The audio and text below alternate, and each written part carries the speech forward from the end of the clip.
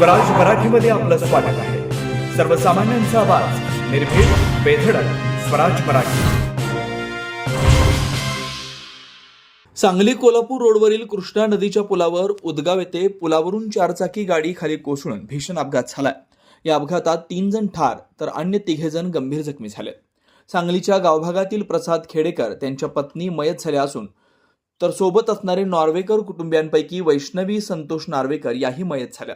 तर समरजित प्रसाद खेडेकर वय 7, वरद संतोष नार्वेकर वय 19, साक्षी संतोष नार्वेकर वय 42 सर्व राहणार सांगली हे तिघे गंभीर जखमी झाल्याची घटना घडली आहे।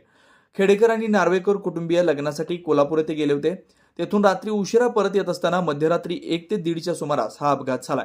घटनास्थळी स्थानिक नागरिक व जयसिंगपूर पोलिसांनी धाव घेऊन जखमींना सांगली सिव्हिल रुग्णालयात उपचारासाठी दाखल केलाय व मृतदेह बाहेर काढण्यात आलाय।